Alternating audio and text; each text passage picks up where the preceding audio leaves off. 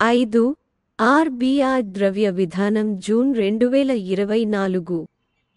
Repo rate 6.5% వద్ద మారలేదు.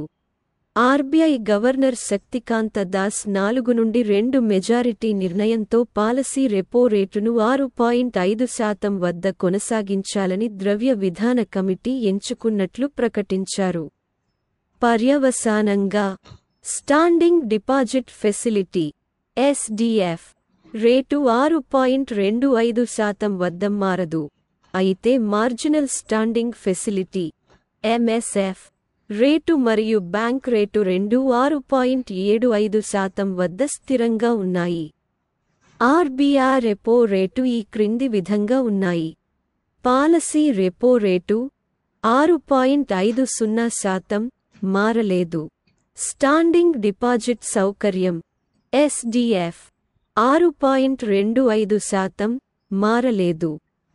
Marginal standing facility rate 6.75% మారలేదు. బ్యాంక్ రేటు 6.75% మారలేదు.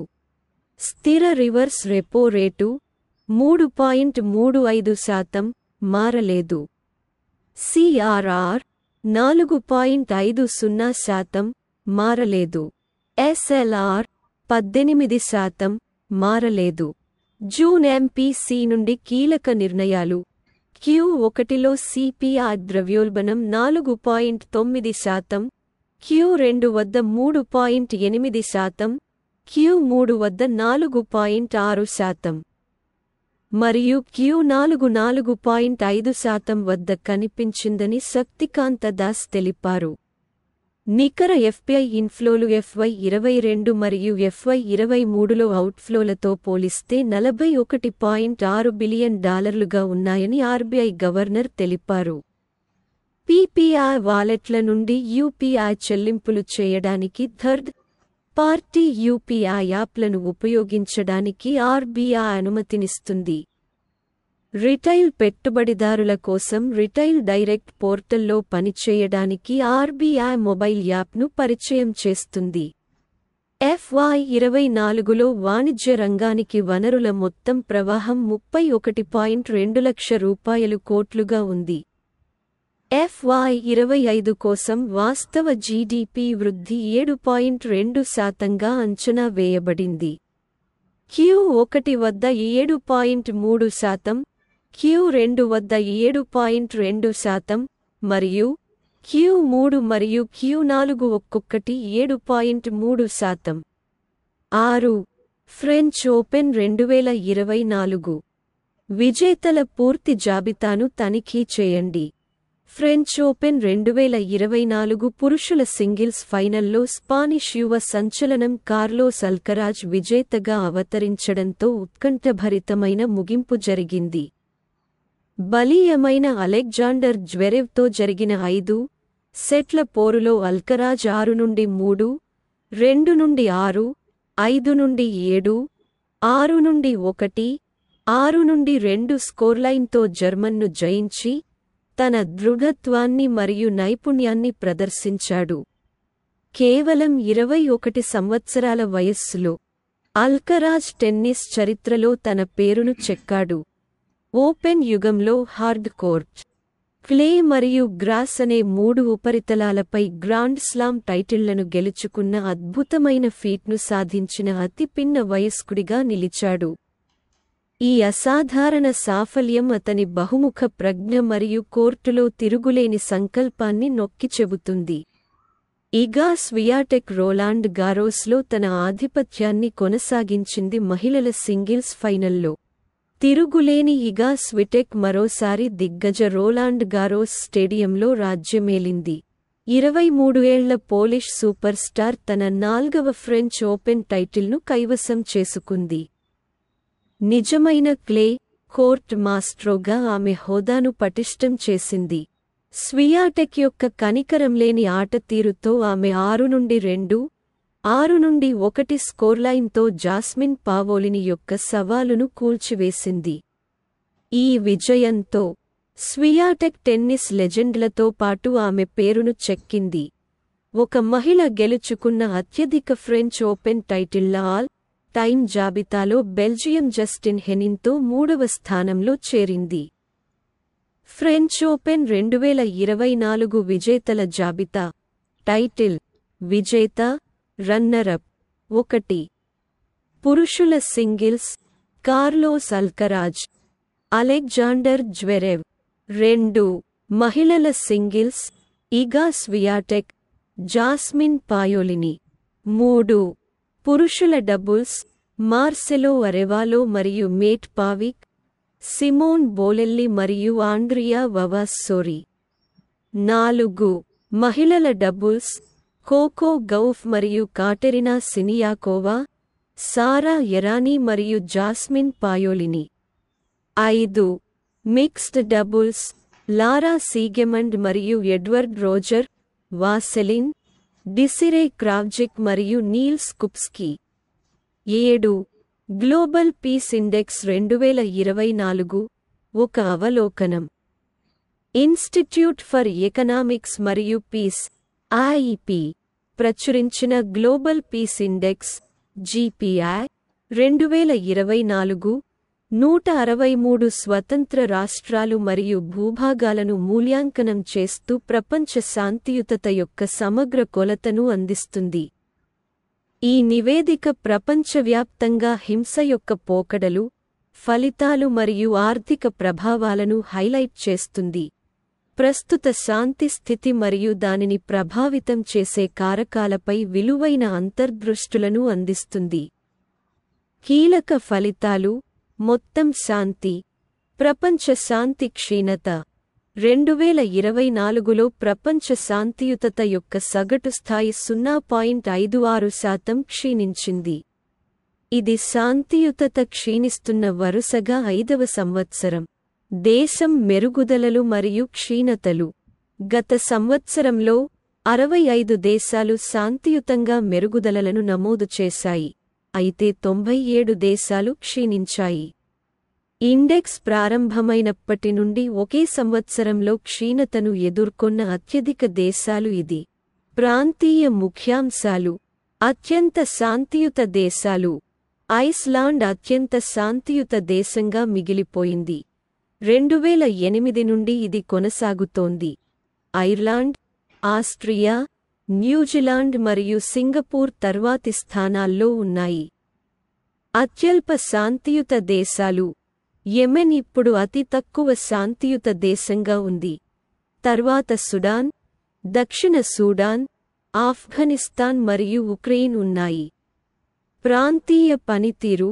యూరప్ గత ఏడాది కాలంలో శాంతియుతంగా స్వల్పంగా క్షీణించినప్పటికీ, యూరప్ అత్యంత శాంతియుత ప్రాంతంగా కొనసాగుతోంది.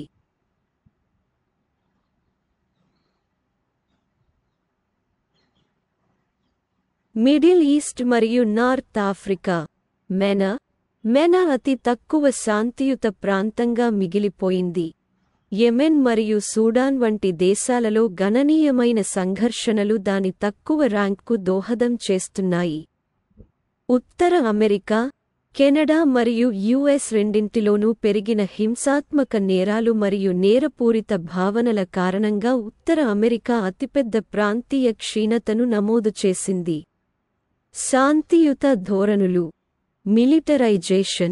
మిలిటరైజేషన్ డొమైన్ సంవత్సరానికి అతిపెద్ద క్షీణతను చూసింది.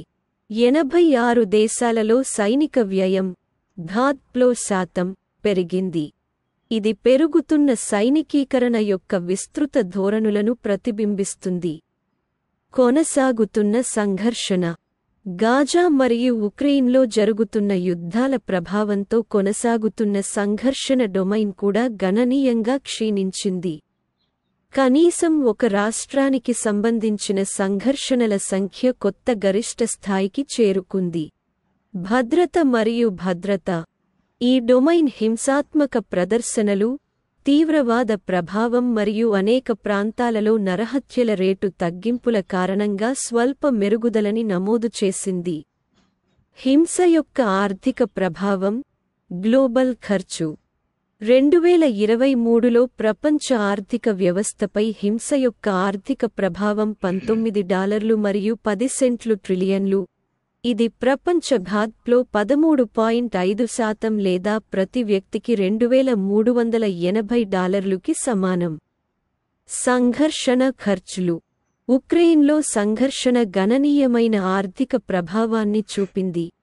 ఉక్రెయిన్ ఆర్థిక వ్యవస్థను 2022లో 30% కుదించింది.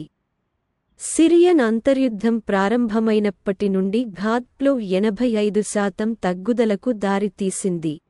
మిలిటరీ మరియు భద్రతా వ్యయం. హింస యొక్క మొత్తం ఆర్థిక ప్రభావంలో 74% పైగా సైనిక మరియు అంతర్గత భద్రతా వ్యయానికి ఆపాదించబడింది.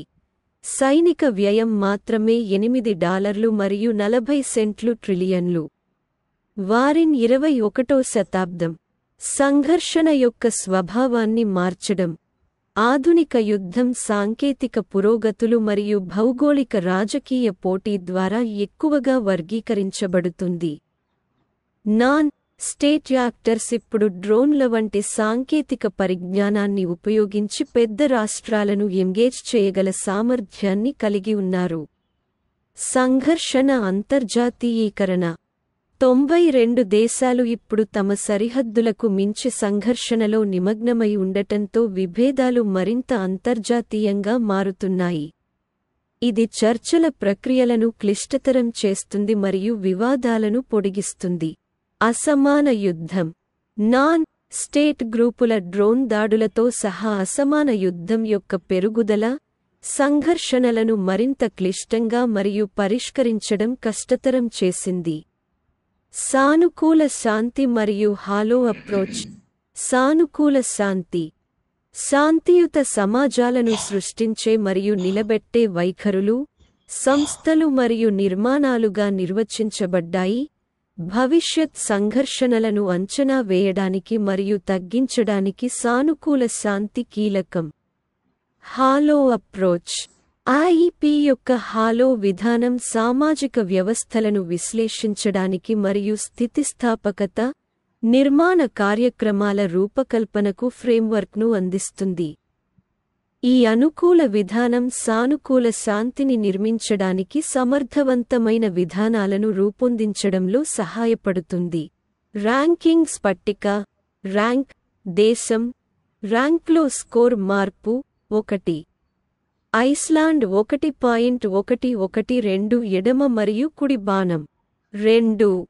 ఐర్లాండ్ 1.303 ఎడమ మరియు కుడి బాణం. 3. ఆస్ట్రియా 1.313 పైకి చూపుతున్న బాణం 1. 4. న్యూజిలాండ్ 1.323 కిందికి చూపుతున్న బాణం 1. 5. సింగపూర్ 1.339 పైకి చూపుతున్న బాణం 3. 6. స్విట్జర్లాండ్ 1.35 పైకి చూపుతున్న బాణం 3. 7. పోర్చుగల్ 1.372 కిందికి చూపుతున్న బాణం 1. 8. డెన్మార్క్ 1.382 కిందికి చూపుతున్న బాణం 3. 9. స్లోవేనియా 1.395 కిందికి చూపుతున్న బాణం 2. 10. మలేషియా 1.427 పైకి చూపుతున్న బాణం 2. 116. భారతదేశం 2.319 పైకి చూపుతున్న బాణం 5. 163. యెమెన్ 3.397 కిందికి చూపుతున్న బాణం 2. 8. G7 సమ్మిట్ 2024 ముఖ్యాంశాలు. ప్రధానమంత్రి నరేంద్ర మోదీ జూన్ 14న ప్రపంచ నేతలతో వరుస ద్వైపాక్షిక సమావేశాలు నిర్వహించారు. దక్షిణ ఇటలీలోని అపులియాలో జరిగిన G7 సమ్మిట్లో భాగంగా UK counter part Rishi Sunak, French president Emmanuel Macron, Ukrainian president Volodymyr Zelensky మరియు ఇతరులతో సహా దేశాలు. అనంతరం వాటికన్ పోప్ ఫ్రాన్సిస్ను కూడా ప్రధాని కలిశారు. G7 సమ్మిట్ గురించి. G7 సమ్మిట్ అనేది G7 సభ్య దేశాలైన France, United States, United Kingdom, Germany, Japan, Italy మరియు కెనడా రొటేటింగ్ ప్రెసిడెన్సీ క్రమంలో మరియు యూరోపియన్ యూనియన్ (EU) నాయకుల కోసం ఏటా నిర్వహించబడే అంతర్జాతీయ వేదిక. G7 సమ్మిట్ యొక్క విశేషాలు: స్వేచ్ఛ, ప్రజాస్వామ్యం మరియు మానవ హక్కులు వంటి ప్రాథమిక విలువలను పంచుకునే G7 నాయకులు అంతర్జాతీయ సమాజం ఆ సమయంలో ఎదుర్కొంటున్న ప్రపంచ ఆర్థిక వ్యవస్థ, ప్రాంతీయ వ్యవహారాలు మరియు వివిధ ప్రపంచ సమస్యల వంటి సవాళ్లపై నిజాయితీతో కూడిన అభిప్రాయాలను పంచుకుంటారు మరియు అటువంటి చర్చల ఫలితంగా ఒక పత్రాన్ని విడుదల చేస్తారు. పాయింట్: ప్రాథమిక విలువలను పంచుకునే G7 నాయకుల నాయకత్వంతో అంతర్జాతీయ సమాజం ఎదుర్కొంటున్న ముఖ్యమైన సవాళ్లకు G7 సమర్థవంతంగా స్పందించింది. G7 సమ్మిట్ ప్రారంభం 1970లలో నిక్సన్ షాక్, 1971 మరియు మొదటి చమురు సంక్షోభం 1973 వంటి వివిధ సవాళ్లను ఎదుర్కొన్న అభివృద్ధి చెందిన దేశాలు స్థూల ఆర్థిక వ్యవస్థ, కరెన్సీ, వాణిజ్యం మరియు ఇంధనం వంటి వాటిపై విధాన సమన్వయాన్ని సమగ్రంగా చర్చించడానికి ఒక ఫోరంను రూపొందించాల్సిన అవసరాన్ని గుర్తించడం ప్రారంభించాయి. నాయకుడి స్థాయిలో ఈ నేపథ్యంలో అప్పటి ఫ్రెంచ్ ప్రెసిడెంట్ గిస్కార్డ్ డెస్టెయింగ్ ప్రతిపాదించిన నేపథ్యంలో 6 దేశాల France, United States, UK, Germany, Japan మరియు ఇటలీల భాగస్వామ్యంతో పారిస్ శివార్లలో ఉన్న షాటో ద రంబుయిల్లెత్లో మొదటి సమ్మిట్ నవంబర్ 1975లో జరిగింది. అప్పటి నుండి ప్రతి సంవత్సరం రివాల్వింగ్ ప్రెసిడెన్సీతో శిఖరాగ్ర సమావేశాలు నిర్వహించబడుతున్నాయి. క్రిమియాను స్వాధీనం చేసుకున్నందుకు ప్రతిస్పందనగా రష్యా సభ్యత్వం మార్చి 2014లో నిలిపివేయబడింది.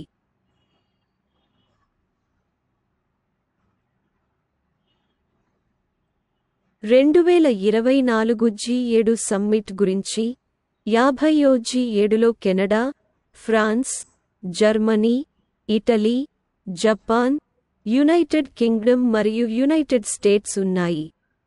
ఇటలీ శిఖరాగ్ర సమావేశానికి ఆతిథ్యం ఇస్తోంది.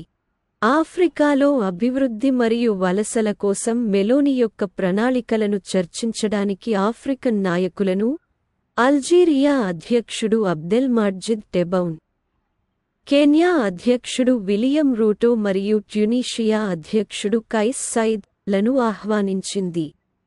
ఇతర అతిథులలో ఉక్రేనియన్ అధ్యక్షుడు జెలెన్స్కీ, బ్రెజిల్ అధ్యక్షుడు Luiz Inacio Lula da Silva, భారత ప్రధాని నరేంద్ర మోదీ మరియు టర్కీ అధ్యక్షుడు రెసెప్ తయ్యిప్ ఎర్డోగాన్ ఉన్నారు. అనేక G7 దేశాలు కూడా రాజకీయ మార్పులను ఎదుర్కొంటున్నాయి.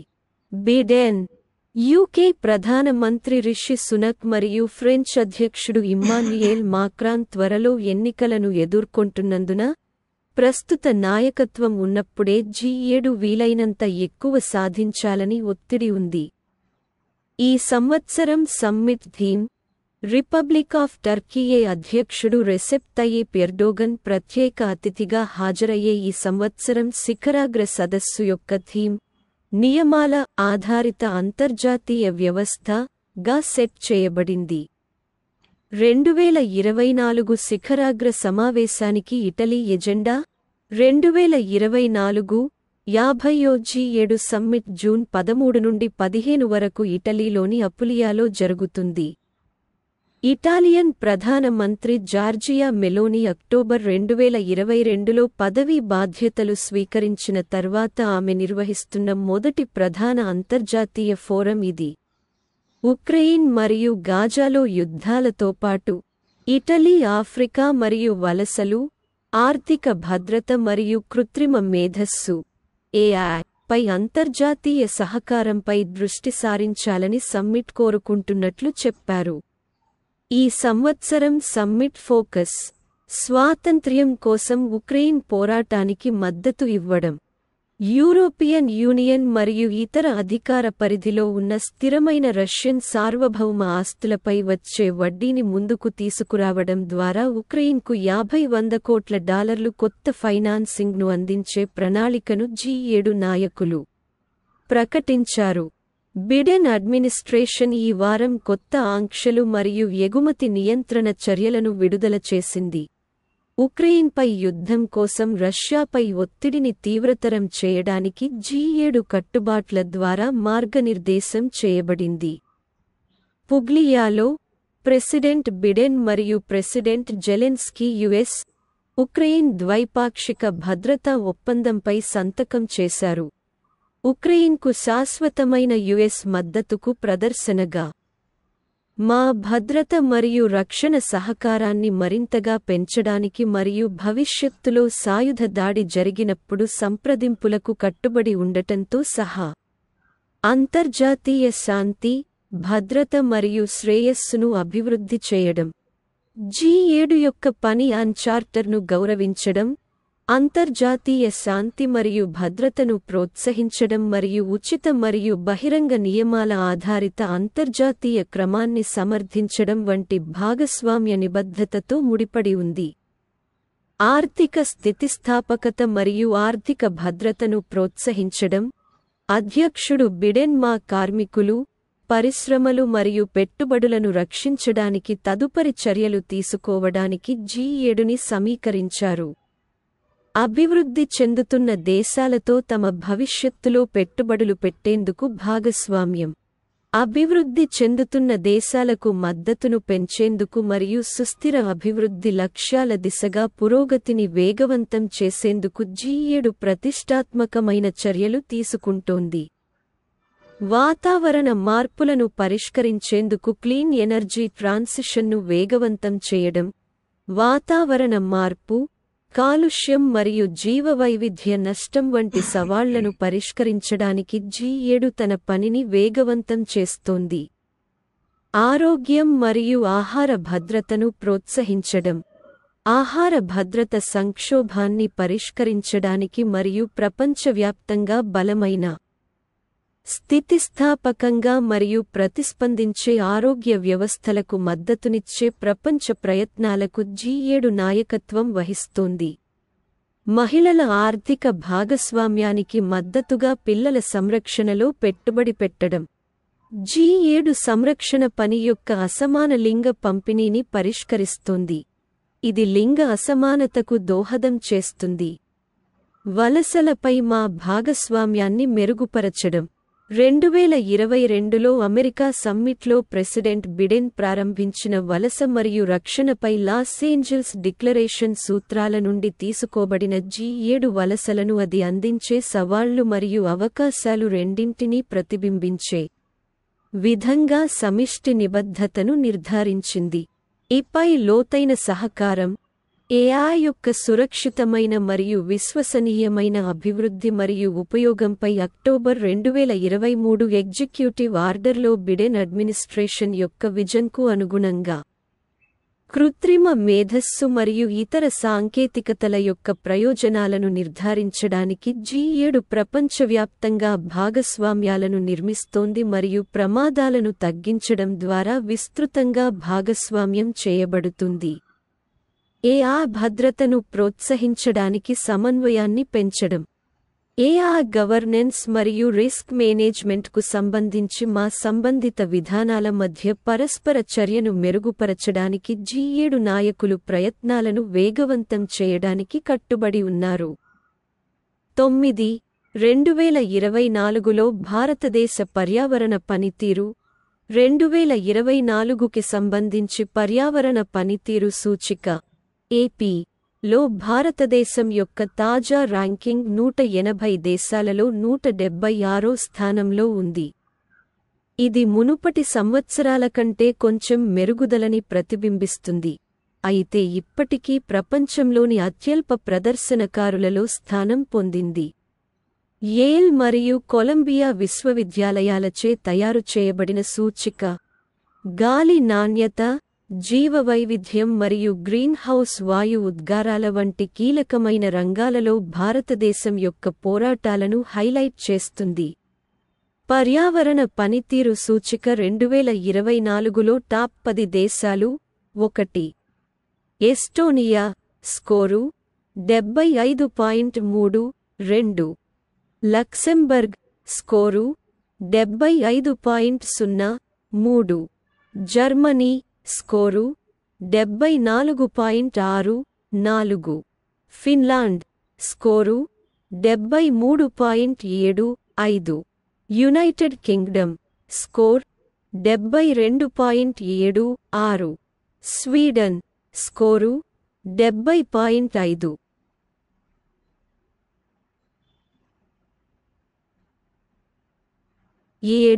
Norway, score 70.08.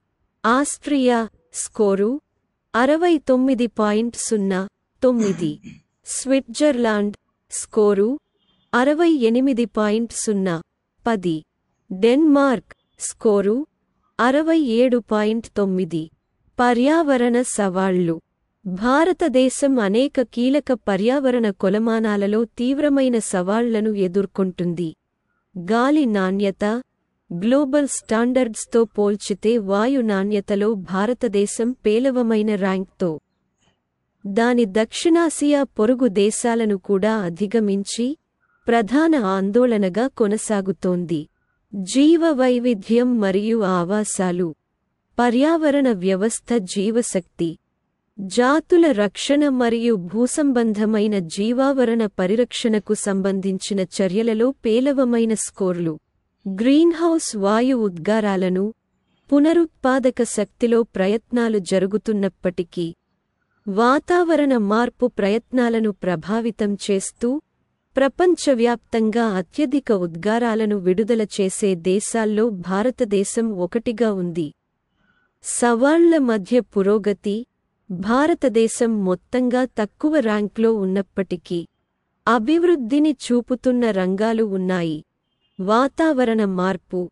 దాని మొత్తం తక్కువ ర్యాంకింగ్ ఉన్నప్పటికీ వాతావరణ మార్పులను తగ్గించడంలో భారతదేశం యొక్క ప్రయత్నాలు గుర్తించబడ్డాయి. ప్రత్యేకించి పునరుత్పాదక శక్తిలో చొరవ మరియు 2070 నాటికి నికర సున్నా ఉద్గారాలను సాధించాలనే నిబద్ధతతో. సెక్టార్. నిర్దిష్ట లాభాలు. వ్యర్థాల నిర్వహణ. అటవీ సంరక్షణ మరియు వ్యవసాయ పద్ధతులలో పురోగతి ద్వారా భారతదేశం యొక్క స్కోర్లు బలపడ్డాయి. విధానం మరియు అంతర్జాతీయ పోలికలు.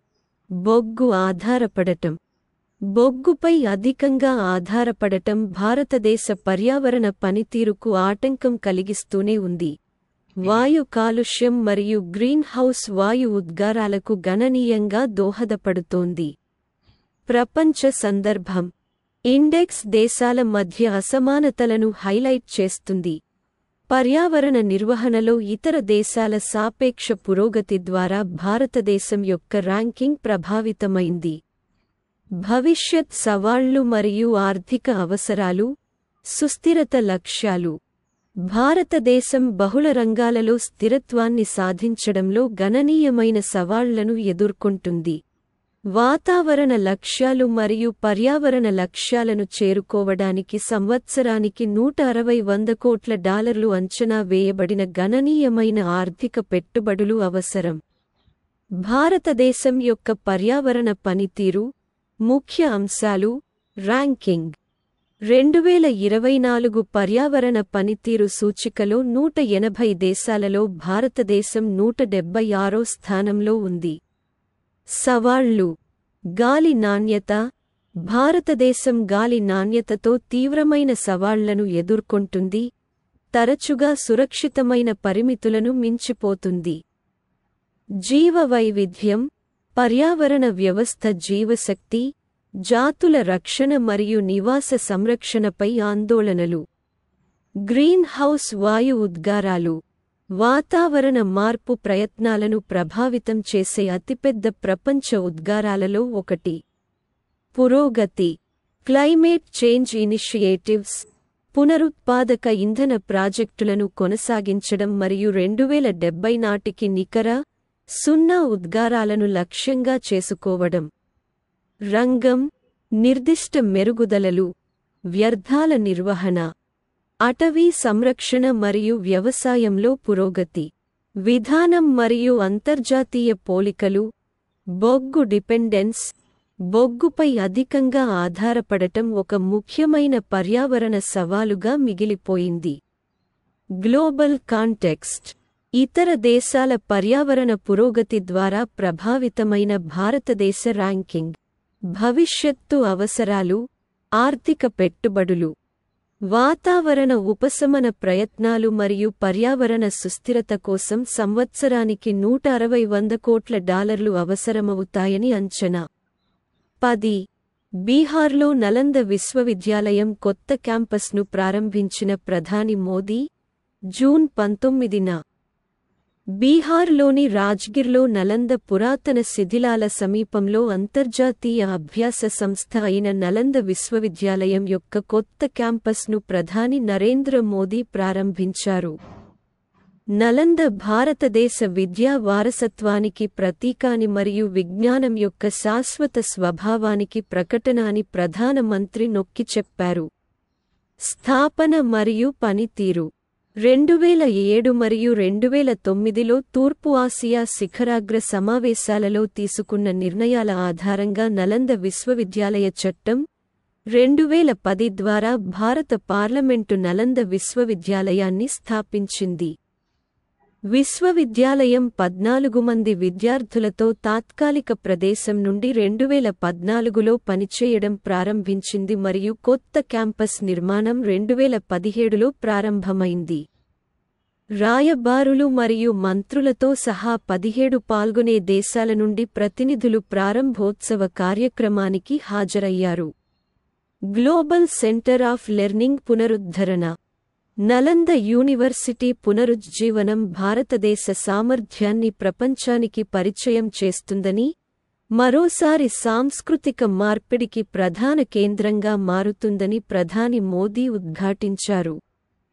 12వ శతాబ్దంలో విధ్వంసానికి ముందు 800 ఏళ్లుగా వర్ధిల్లిన నలందతో అనేక దేశాలు మరియు ఆసియా వారసత్వ సంపద ముడిపడి ఉందని ఆయన హైలైట్ చేశారు. సుస్థిరత మరియు జ్ఞానాన్ని ప్రోత్సహించడం. భారతదేశం శతాబ్దాలుగా సుస్థిరతకు ఒక నమూనాగా జీవించిందని మరియు ప్రపంచానికి విద్య మరియు విజ్ఞాన కేంద్రంగా మారాలని ప్రధానమంత్రి ఉద్ఘాటించారు. భారతదేశం ప్రపంచంలోని అత్యంత సమగ్రమైన నైపుణ్య వ్యవస్థ మరియు అధునాతన పరిశోధన ఆధారిత ఉన్నత విద్యా వ్యవస్థను కలిగి ఉండాలనే తన దృష్టిని ఆయన వ్యక్తం చేశారు. అంతర్జాతీయ భాగస్వామ్యం మరియు సమర్పణలు. నలంద విశ్వవిద్యాలయం ఆస్ట్రేలియా, బంగ్లాదేశ్, భూటాన్, చైనా మరియు ఇతర దేశాలతో సహా 17 దేశాల నుండి భాగస్వామ్యాన్ని కలిగి ఉంది. వీరు విశ్వవిద్యాలయానికి మద్దతుగా అవగాహన ఒప్పందాలపై సంతకం చేశారు. విశ్వవిద్యాలయం అంతర్జాతీయ విద్యార్థులకు 137 స్కాలర్షిప్లను అందిస్తుంది. వివిధ సంస్థలు మరియు దేశాలచే స్పాన్సర్ చేయబడింది. ఇది పోస్ట్ గ్రాడ్యుయేట్ మరియు డాక్టోరల్ పరిశోధన కోర్సులు, అలాగే స్వల్పకాలిక సర్టిఫికేట్ కోర్సులను అందిస్తుంది. ప్రధానమంత్రి నిబద్ధత మరియు విజన్.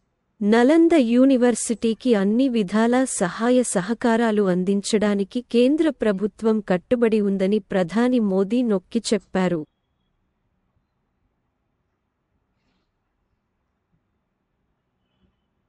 యువత ప్రపంచానికి నాయకత్వాన్ని అందిస్తుందని, నలంద ప్రపంచ కారణాలకు ఒక ముఖ్యమైన కేంద్రంగా మారుతుందని విశ్వాసం వ్యక్తం చేస్తూ, విద్యార్థులు ఆసక్తిగా, ధైర్యంగా మరియు దయతో ఉండాలని ఆయన ప్రోత్సహించారు. కథనం సాధారణ భాషలో, శీర్షికలు మరియు ఉపశీర్షికలతో వ్రాయబడింది. ముఖ్యమైన కీలకపదాలు హైలైట్ చేయబడ్డాయి మరియు 600 పదాల పద పరిమితి నిర్వహించబడుతుంది. కథనం యొక్క టోన్, ముఖ్యమైన రోజులు, రకాల శైలిలో ఉంది. నలంద విశ్వవిద్యాలయం యొక్క కొత్త క్యాంపస్ ప్రారంభోత్సవం. దాని చారిత్రక ప్రాముఖ్యత మరియు భారతదేశ విద్యా వారసత్వాన్ని పునరుద్ధరించడం మరియు సుస్థిరత మరియు జ్ఞానాన్ని ప్రోత్సహించడం కోసం పీఎం మోడీ దృష్టిని కేంద్రీకరిస్తుంది. 11. గ్లోబల్ ఎనర్జీ ట్రాన్సిషన్ ఇండెక్స్లో 63వ ర్యాంక్లో స్వీడన్ అగ్రస్థానంలో ఉంది. WEF జూన్ 19, 2024న వరల్డ్ ఎకనామిక్ ఫోరం WEF విడుదల చేసిన గ్లోబల్ ఎనర్జీ ట్రాన్సిషన్ ఇండెక్స్ ప్రకారం భారతదేశం 120 దేశాలలో 63వ స్థానంలో ఉంది. గత సంవత్సరం 67వ స్థానం నుండి 3 ర్యాంక్లను మెరుగుపరుచుకుంది. ఇండెక్స్లో స్వీడన్ మళ్లీ అగ్రస్థానంలో నిలిచింది. శక్తి పరివర్తనలో దాని నిరంతర నాయకత్వాన్ని ప్రతిబింబిస్తుంది. ఇంధన ఈక్విటీ, భద్రత మరియు స్థిరత్వంలో భారతదేశం యొక్క గణనీయమైన పురోగతిని WEF హైలైట్ చేసింది. గ్లోబల్ ఎనర్జీ ట్రాన్సిషన్ ఇండెక్స్ అవలోకనం.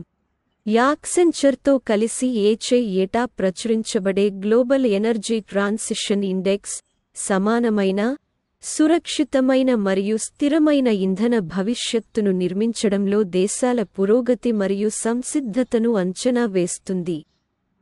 ఇది ప్రభుత్వ విధానాలు మరియు కార్బన్ డయాక్సైడ్ ఉద్గారాలను తగ్గించడంలో, శిలాజ ఆధారిత విద్యుత్ వనరులను ప్రోత్సహించడంలో మరియు శక్తి సామర్థ్యాన్ని పెంచడంలో వాటి ప్రభావాన్ని ట్రాక్ చేస్తుంది. 2024 ర్యాంకింగ్లు. యూరోపియన్ దేశాలు 2024 ఇండెక్స్ యొక్క టాప్ ర్యాంక్లలో ఆధిపత్యం చెలాయిస్తున్నాయి. 1. స్వీడన్, 2.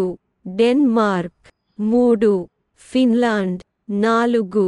స్విట్జర్లాండ్, 5. ఫ్రాన్స్. చైనా 20వ స్థానంలో ఉండగా భారత్ 63వ స్థానంలో ఉంది. ఆర్థిక అస్థిరత మరియు భౌగోళిక రాజకీయ ఉద్రిక్తతలు వంటి సవాళ్లు ఉన్నప్పటికీ, గత దశాబ్దంలో 120 దేశాలలో 107 దేశాలు తమ శక్తి పరివర్తనలో పురోగతిని చూపించాయని నివేదిక సూచిస్తుంది. భారతదేశం యొక్క పురోగతి మరియు ప్రపంచ పాత్ర. శిలాజ ఆధారిత ఇంధన వనరులను, ముఖ్యంగా సౌరశక్తిని ప్రోత్సహించడంలో భారతదేశం యొక్క చొరవలను WEF ప్రశంసించింది. ఇంధన భద్రత, ఈక్విటీ మరియు స్థిరత్వంలో భారతదేశం యొక్క మెరుగుదలలు గమనించదగినవి. చైనాతో పాటు ప్రపంచ ఇంధన పరివర్తనలో దేశాన్ని కీలకమైన ఆటగాడిగా నిలిపాయి. భారతదేశం ఇప్పుడు ప్రపంచవ్యాప్తంగా పునరుత్పాదక ఇంధన మార్కెట్లో 4వ అతిపెద్దది. పునరుత్పాదక శక్తి మరియు బయోమాస్ దాని విద్యుత్ ఉత్పత్తి సామర్థ్యంలో 42% కలిగి ఉంది. ఎలక్ట్రిక్ వాహనాలు మరియు గ్రీన్ హైడ్రోజన్లో కూడా గణనీయమైన పెట్టుబడులు పెట్టబడుతున్నాయి. ప్రపంచ ఆర్థిక వేదిక. జర్మన్ ఆర్థికవేత్త క్లాస్ స్క్వాబ్ 1971లో స్థాపించారు. WEF అనేది స్విట్జర్లాండ్లోని కొలోనీలో ప్రధాన కార్యాలయం కలిగిన లాభాపేక్ష లేని అంతర్జాతీయ సంస్థ. సాధారణ సవాళ్లను పరిష్కరించడానికి ప్రపంచ వాటాదారుల మధ్య సహకారాన్ని పెంపొందించడం దీని లక్ష్యం. WEF global gender gap report, global competitiveness report, global travel and tourism report మరియు గ్లోబల్ ఐటీ రిపోర్ట్తో సహా అనేక ప్రభావవంతమైన నివేదికలను ప్రచురిస్తుంది. చిక్కులు మరియు సిఫార్సులు. గ్రీన్ ఎనర్జీ ట్రాన్సిషన్ కోసం ఇతర దేశాలు భారతదేశ విధానాలను మరియు వినూత్న కార్యక్రమాలను అనుసరించవచ్చని WEF సూచిస్తుంది. పురోగతి ఉన్నప్పటికీ, ప్రపంచవ్యాప్తంగా ఇంధన వ్యవస్థల భవిష్యత్తును రూపొందించడంలో గ్రీన్ టెక్నాలజీ యొక్క సామర్థ్యాన్ని నొక్కిచెబుతూ, బొగ్గు వినియోగం మరియు ఉద్గారాలను తగ్గించడానికి తదుపరి ప్రయత్నాలను నివేదిక కోరింది. ప్రపంచ ఆర్థిక వేదిక. ముఖ్యాంశాలు. ప్రయోజనం. సహకార వేదిక.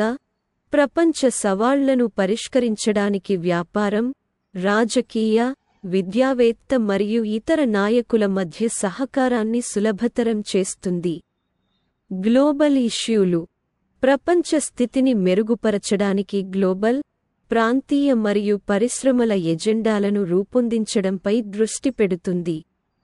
పునాది స్థాపించబడింది 1971. వ్యవస్థాపకుడు క్లాస్ స్క్వాబ్, ఒక జర్మన్ ఆర్థికవేత్త. ప్రధాన కార్యాలయం, స్థానం కొలోనీ, స్విట్జర్లాండ్. ముఖ్య కార్యకలాపాలు, వార్షిక సమావేశాలు. స్విట్జర్లాండ్లోని దావోస్లో వార్షిక సమావేశాలను నిర్వహిస్తుంది. వివిధ రంగాలకు చెందిన ప్రపంచ నాయకులను ఒకచోట చేర్చుతుంది. నివేదికలు మరియు పరిశోధన. Global gender gap report, global competitiveness report, energy transition index మరియు గ్లోబల్ ఐటీ రిపోర్ట్ వంటి ప్రభావవంతమైన నివేదికలను ప్రచురిస్తుంది.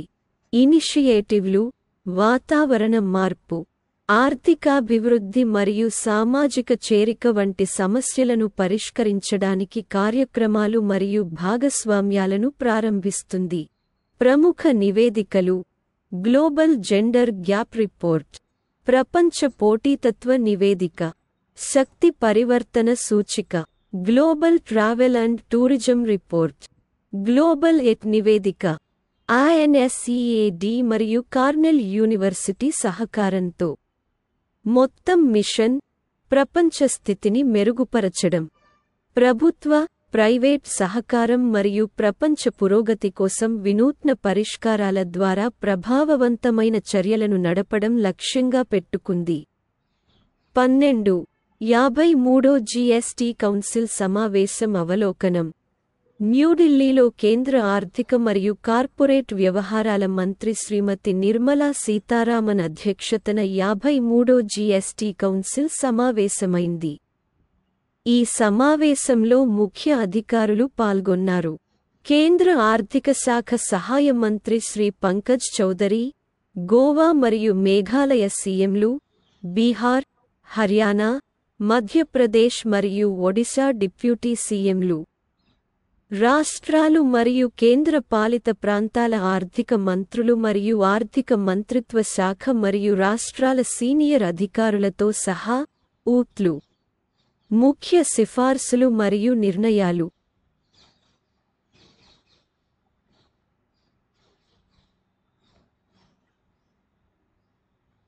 GST కౌన్సిల్ GST పన్ను రేట్లలో మార్పులు, సులభతర వాణిజ్య చర్యలు మరియు ఘాస్ట్లో క్రమబద్ధీకరణకు సంబంధించి అనేక సిఫార్సులు చేసింది.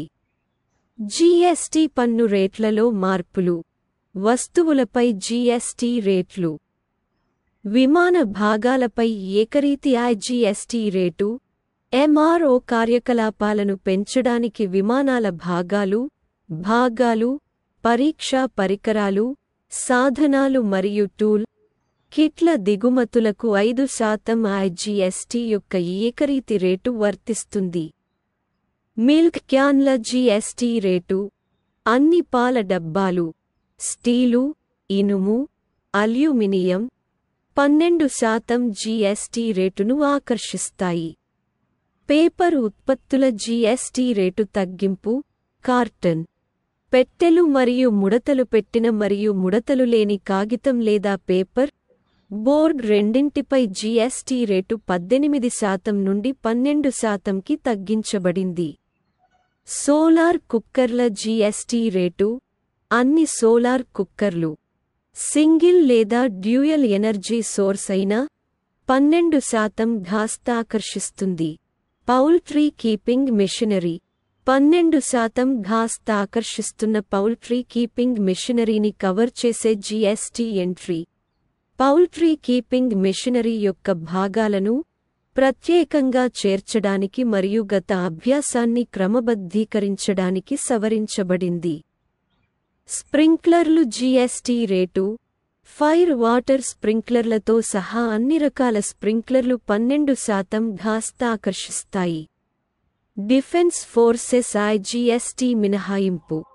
రక్షణ బలగాల కోసం పేర్కొన్న వస్తువుల దిగుమతులపై GST మినహాయింపు జూన్ 30, 2029 వరకు 5 ఏళ్ల పాటు పొడిగించబడింది.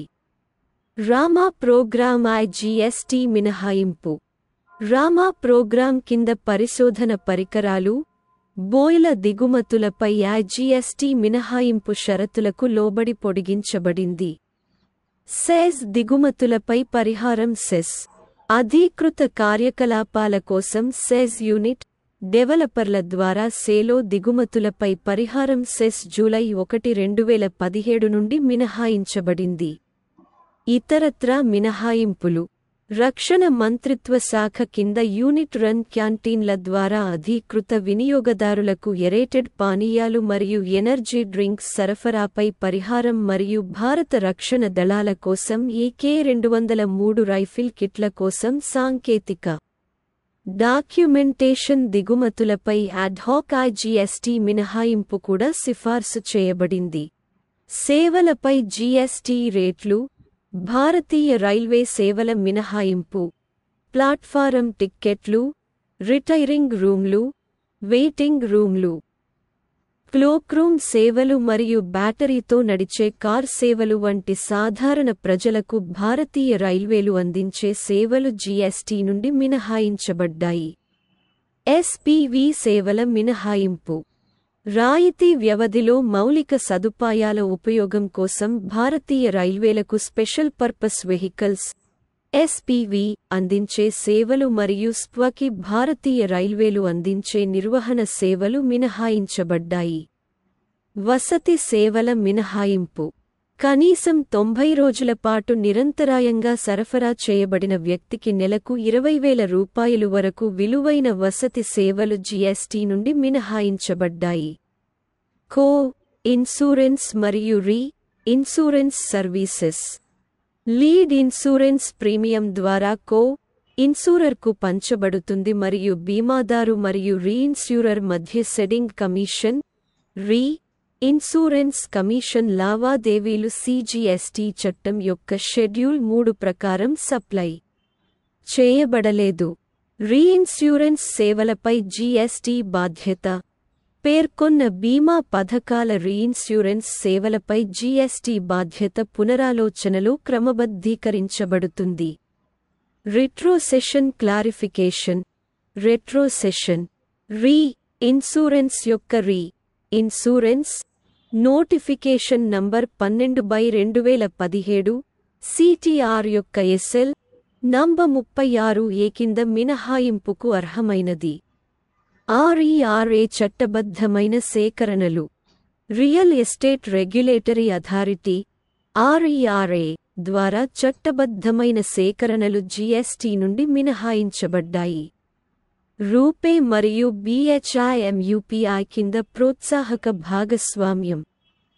రూపే డెబిట్ కార్డులు మరియు BHIMUPI లావాదేవీల కోసం NPCI యొక్క ప్రమోషన్ పథకం కింద ప్రోత్సాహకాన్ని మరింత పంచుకోవడంపై పన్ను విధించబడదు. సులభతర వాణిజ్యం కోసం చర్యలు. షరతులతో కూడిన మాఫీ కోసం సెక్షన్ 128A చొప్పించడం. ఫ్రీ 2017 నుండి 18 నుండి ఫ్రీ 2019 నుండి 20 వరకు సెక్షన్ 73 కింద లేవనెత్తిన డిమాండ్లకు వడ్డీ లేదా పెనాల్టీ యొక్క షరతులతో కూడిన మాఫీని అందించడానికి సిజిఎస్టీ చట్టంలో సెక్షన్ 128A చొప్పించబడుతుంది. ప్రభుత్వ వ్యాజ్యాల తగ్గింపు. GST appellate tribunal. హైకోర్టు మరియు సుప్రీంకోర్టులో డిపార్ట్మెంట్ ద్వారా ఘాస్త్లో అప్పీళ్లను దాఖలు చేయడానికి ద్రవ్య పరిమితులు వ్యాజ్యాన్ని తగ్గించడానికి సూచించబడ్డాయి. అప్పీళ్ల కోసం ముందస్తు డిపాజిట్ మొత్తం. పన్ను చెల్లింపుదారులకు నగదు ప్రవాహాన్ని సులభతరం చేయడానికి జీఎస్టీ కింద అప్పీళ్లను దాఖలు చేయడానికి డిపాజిట్ మొత్తం తగ్గించబడింది. అదనపు తటస్థ ఆల్కహాల్ పై జీఎస్టీ. మానవ వినియోగం కోసం ఆల్కహాలిక్ మద్యం తయారీకి ఉపయోగించే జీఎస్టీ నుండి మినహాయించబడింది. ఏకోల కోసం టీసీఎస్ రేటు తగ్గింపు. ఎలక్ట్రానిక్ కామర్స్ ఆపరేటర్ల ఏకోలు ద్వారా సరఫరాలకు టీసీఎస్ రేటు 1% నుండి 0.5%కి తగ్గించబడింది. జీఎస్టీ అప్పిలేట్ ట్రిబ్యునల్లో అప్పీల్ ఫైల్ చేసే సమయం జీఎస్టీ అప్పీలేట్ ట్రిబ్యునల్లో అప్పీళ్లను దాఖలు చేయడానికి సమయం పొడిగించబడింది. సెక్షన్ 16(4)లో సడలింపు. సిజిఎస్టీ చట్టంలోని సెక్షన్ 16(4) ఇన్పుట్ ట్యాక్స్ క్రెడిట్ పొందడంలో సడలింపును అనుమతించడానికి ప్రారంభ సంవత్సరాల్లో పునరాలోచనలో సవరించబడింది. జీఎస్టీఆర్-4 గడువు తేదీ పొడిగింపు. కోర్పు పన్ను చెల్లింపుదారుల కోసం జీఎస్టీఆర్-4 దాఖలు చేయడానికి గడువు తేదీ ఏప్రిల్ 30 నుండి జూన్ 30 వరకు పొడిగించబడింది. రూల్ 88(బ్లో వడ్డీ గణన. ఆలస్యమైన రిటర్న్ ఫైల్ కోసం వడ్డీ గణన నుండి గడువు తేదీలో ఎలక్ట్రానిక్ క్యాష్ లెడ్జర్లోని మొత్తాలను మినహాయించడానికి నియమం 88(బ్లో సవరణ. సెక్షన్ 11(ఏ) చొప్పించడం. సాధారణ వాణిజ్య పద్ధతుల కారణంగా జీఎస్టీ యొక్క నాన్ లెవీ లేదా షార్ట్ లెవీని క్రమబద్ధీకరించడానికి సిజిఎస్టీ చట్టంలో సెక్షన్ 11(ఏ) చొప్పించబడింది. ఎగుమతిపై అదనపు జీఎస్టీ యొక్క వాపసు. ఎగుమతి చేసిన వస్తువుల ధరలో పైకి సవరణపై చెల్లించిన అదనపు జీఎస్టీ యొక్క వాపసును క్లెయిమ్ చేసే విధానం సూచించబడింది.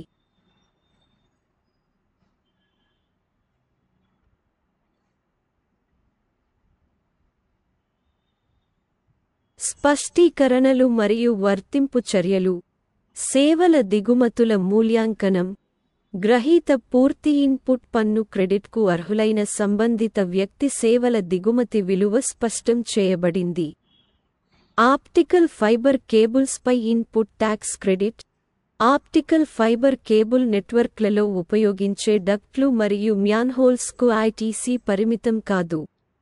సంరక్షక సేవల కోసం సరఫరా స్థలం.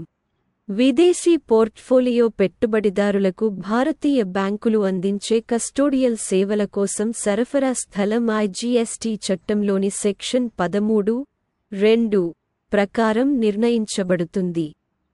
కార్పొరేట్ హామీల వాల్యుయేషన్. సిజిఎస్టీ నియమాల 28(2) నియమానికి సవరణలతో సంబంధిత వ్యక్తుల మధ్య కార్పొరేట్ హామీల వాల్యుయేషన్ స్పష్టం చేయబడింది. Reverse charge mechanism. ఇన్వాయిస్లు ఆర్సీఎం కింద పొందేందుకు సంబంధిత ఆర్థిక సంవత్సరం గ్రహీత ద్వారా ఇన్వాయిస్ జారీ చేయబడిన సంవత్సరం. ఇతరత్రా స్పష్టీకరణలు. సెక్యూరిటీల రీఇంబర్స్మెంట్ యొక్క పన్ను. ఇన్పుట్ ట్యాక్స్ క్రెడిట్ రివర్సల్స్ మరియు సంబంధిత వ్యక్తుల మధ్య రుణాలపై పన్ను విధించడం వంటి వివిధ సమస్యలపై వివరణలు అందించబడ్డాయి. అదనపు సిఫార్సులు. ఐఎస్టీ కోసం ట్రాన్సిషనల్ క్రెడిట్. నియమిత తేదీ కంటే ముందే ఇన్వాయిస్ల కోసం పరివర్తన క్రెడిట్ని అందించడానికి సిజిఎస్టీ చట్టంలోని సెక్షన్ 147(లో సవరణ. జీఎస్టీఆర్-1(ఏ) సౌకర్యం. జీఎస్టీఆర్-3 ఫైల్ చేయడానికి ముందు వివరాలను సవరించడానికి జీఎస్టీఆర్-1(ఏ) ఫారంలో కొత్త ఐచ్ఛిక సౌకర్యం అందించబడింది. వార్షిక రిటర్న్ మినహాయింపు. ఫ్రీ 2023 నుండి 24 కోసం జీఎస్టీఆర్-9/9 ఫారంలో వార్షిక రిటర్న్ దాఖలు చేయడం వలన వార్షిక టర్నోవర్ 2 కోట్ల రూపాయల వరకు ఉన్న పన్ను చెల్లింపుదారులకు మినహాయించబడింది. సెక్షన్ 122(1)(బి) సవరణ. సిజిఎస్టీ చట్టంలోని సెక్షన్ 122(1)(బి) ఈ-కామర్స్ ఆపరేటర్లకు జరిమానా నిబంధనలను స్పష్టం చేయడానికి సవరించబడింది. రూల్ 142 సవరణ. అప్పీళ్ల కోసం డిపాజిట్కు వ్యతిరేకంగా చెల్లించిన మొత్తాలను సర్దుబాటు చేయడానికి సిజిఎస్టీ నియమాల నిబంధన 142 సవరించబడింది. బయోమెట్రిక్ ఆధార్ ప్రమాణీకరణ PAN India rollout. GST registration దరఖాస్తుదారుల కోసం బయోమెట్రిక్ ఆధారిత ఆధార్ ప్రమాణీకరణ దశలవారీగా ఆల్ ఇండియా ప్రాతిపదికన సిఫార్సు చేయబడింది. డిమాండ్ నోటీసుల కోసం సాధారణ సమయ పరిమితి. సెక్షన్లు 73 మరియు 74లో సవరణలు. ఫ్రీ 2024 నుండి 25 నుండి డిమాండ్ నోటీసులు మరియు ఆర్డర్ల జారీకి సాధారణ కాలపరిమితిని అందించడానికి సవరణలు. యాంటీ ప్రాఫిటీరింగ్ కోసం సూర్యాస్తమయం నిబంధన, సెక్షన్లు 171 మరియు 109లో సవరణలు. జీఎస్టీ కింద యాంటీ లాభాపేక్ష మరియు జీఎస్టీఏటీ ద్వారా నిర్వహించడం కోసం సూర్యాస్తమయ నిబంధనను అందించడానికి సవరణలు. ఎగుమతి సుంకం మరియు ఐజీఎస్టీ వాపసు. ఐజీఎస్టీ చట్టంలోని సెక్షన్ 16 మరియు సీజీఎస్టీ చట్టంలోని సెక్షన్ 54లో సవరణలు. ఎగుమతి సుంకం విధించబడిన వస్తువులకు వాపసు పరిమితం చేయబడింది. B2C inter state supplies reporting threshold తగ్గింపు. ఫారం GSTR-1లో B2C అంతర్ రాష్ట్ర సరఫరాలను నివేదించడానికి థ్రెషోల్డ్ ₹2.5 లక్షల నుండి ₹1 లక్షకు తగ్గించబడింది. GSTR-7 ఫైలింగ్ అవసరాలు. నెలవారీ ఫైలింగ్. రిజిస్టర్డ్ వ్యక్తులు సోర్స్ వద్ద పన్ను మినహాయించాల్సిన అవసరం ఉన్నట్లయితే, పన్ను మినహాయించనప్పటికీ, తప్పనిసరిగా GSTR-7ని నెలవారీగా ఫైల్ చేయాలి. 53వ జీఎస్టీ కౌన్సిల్ సమావేశం నుండి ఈ సమగ్ర సిఫార్సులు మరియు వివరణలు జీఎస్టీ సమ్మతిని క్రమబద్ధీకరించడం, వాణిజ్యాన్ని సులభతరం చేయడం మరియు వివిధ పరిశ్రమ సమస్యలను పరిష్కరించడం లక్ష్యంగా పెట్టుకున్నాయి. 13 నీట్ నెట్ వరుస మధ్య పేపర్ లీక్ నిరోధక చట్టాన్ని కేంద్రం నోటిఫై చేసింది. నీట్, యూజీసీ, నెట్ పరీక్షలపై వివాదాలు తలెత్తుతున్న నేపథ్యంలో పేపర్ లీక్ నిరోధక చట్టాన్ని కేంద్రం తీసుకొచ్చింది. జూన్ 21, 2024 నుండి అమల్లోకి వచ్చిన ఈ చట్టం, పోటీ పరీక్షలలో అవకతవకలను అరికట్టడానికి గరిష్టంగా 10 సంవత్సరాల జైలు శిక్ష మరియు ₹1 కోట్ల జరిమానాతో సహా కఠినమైన శిక్షలను విధిస్తుంది.